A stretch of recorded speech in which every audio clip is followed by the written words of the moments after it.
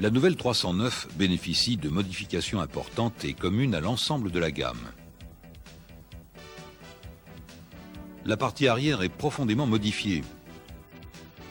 La nouvelle découpe du haillon permet d'abaisser et d'élargir le seuil de chargement et donne ainsi au coffre une accessibilité supérieure à la plupart de ses concurrentes. Moins de 68 cm de hauteur de seuil et près d'1 mètre de largeur d'entrée. Le volet arrière avec entourage métallique affine l'aspect de la bulle et le nouveau dessin des feux arrière teintés de noir rappelle le style moderne de la 405. À l'avant, la calandre à 3 barres, identique aux 205 et 405, généralise le style Peugeot.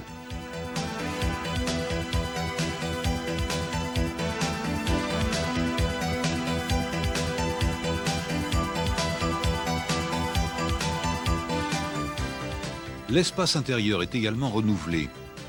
L'utilisation de nouveaux matériaux aux nuances plus foncées améliore la qualité. La ligne de la planche de bord est entièrement nouvelle.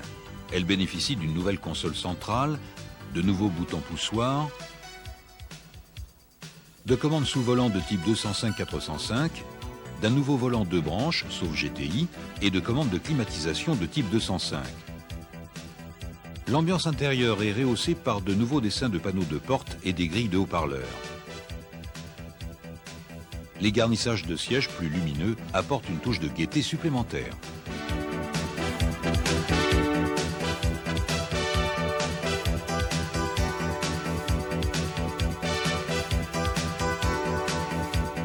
De nouveaux équipements apparaissent avec un rétroviseur extérieur commandé par câble facilitant les réglages, une boîte à gants avec porte sur tous les niveaux, une alarme sonore à partir de SR qui avertit le conducteur distrait des feux restés allumés, un essuie-vitre arrière en série dès le niveau GR et qui adopte une nouvelle position repos. Toutes les versions à litre 3 sont équipées de pneumatiques 165-70 et à partir du standing GR, de nouveaux enjoliveurs de roues améliorent l'esthétique.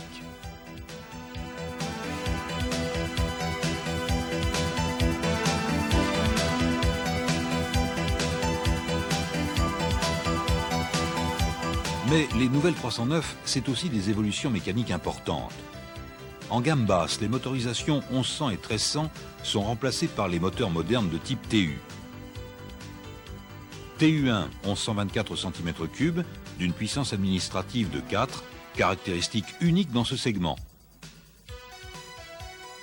Et TU3A de 1360 cm3. L'agrément de conduite en profite, avec de meilleures performances et un niveau sonore moins élevé, alors que la consommation est en baisse.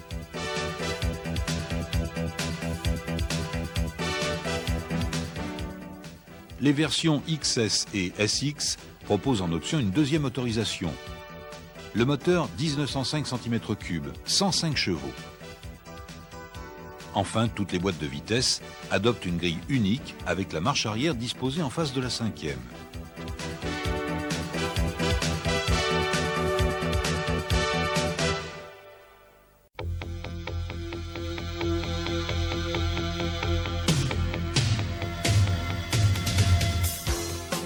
L'arrivée de la nouvelle 309 a permis de restructurer la gamme avec de nouveaux équipements et de nouvelles motorisations. Les versions XE et GE bénéficient, tout comme les Corus, de l'apport du moteur 1124 cm3, 60 chevaux d'IN PA4. Les performances et les consommations sont améliorées. À l'intérieur, les garnissages sont en jersey Paglia. Les séries spéciales Corus 3 et 5 portes reçoivent de nouvelles bandes décoratives.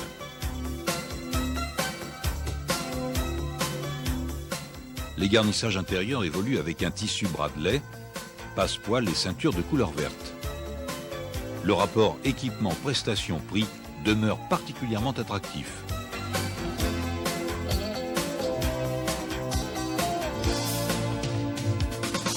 Les versions XL et GL Profil, à vocation elles aussi économique, bénéficient du moteur TU3A 1360 cm3, 70 chevaux d'IN et de l'adoption de pneumatiques 165-70. Les garnissages intérieurs sont en tissu Bradley.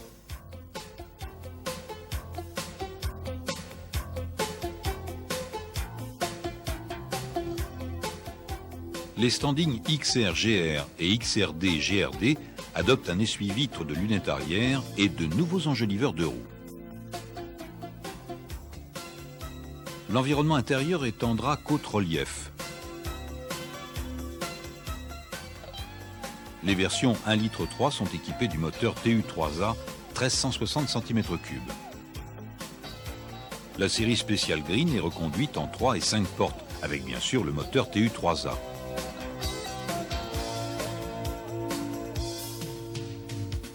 Motorisation plus puissante pour la version automatique. Avec 92 chevaux d'In, c'est près de 3 secondes de gagné de 0 à 100 km/h.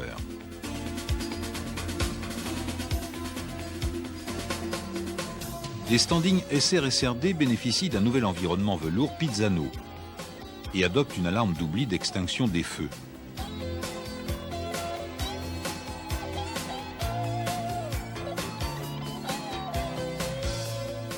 Les versions XS et SX, équipées d'origine du moteur 1580 cm3, peuvent recevoir en option le moteur 1905 cm3, 105 chevaux d'In PA8. Cette motorisation s'accompagne d'un train avant triangulé.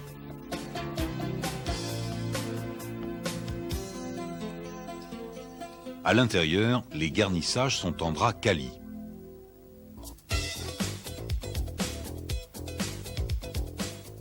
Un nouvel aileron peint couleur caisse remplace le béquet arrière sur les 309 GTI.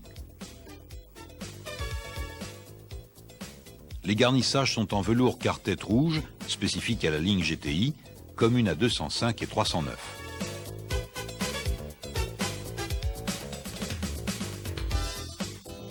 Les modèles société bénéficient bien évidemment des mêmes évolutions intérieures et extérieures.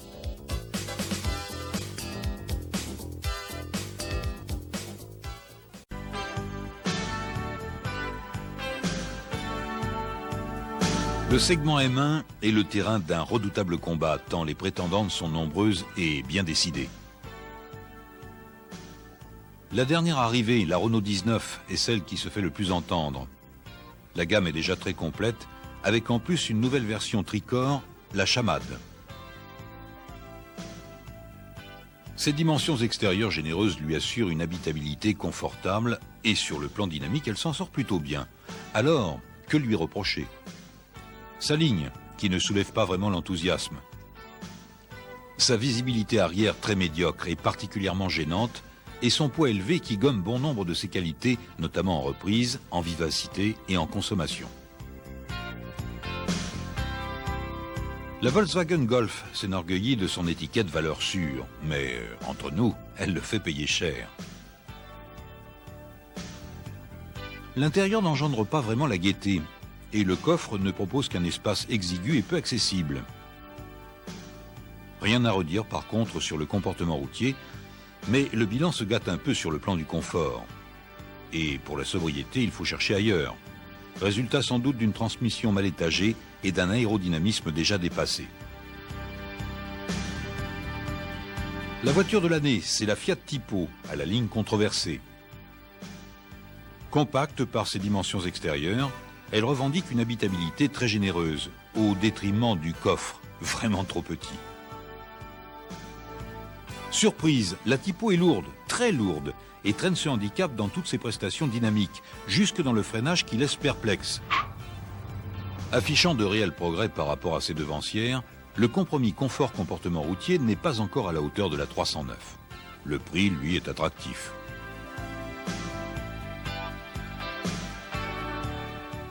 Si elle jouit encore d'un certain succès, la Ford Escort accuse le poids des années à tous les points de vue.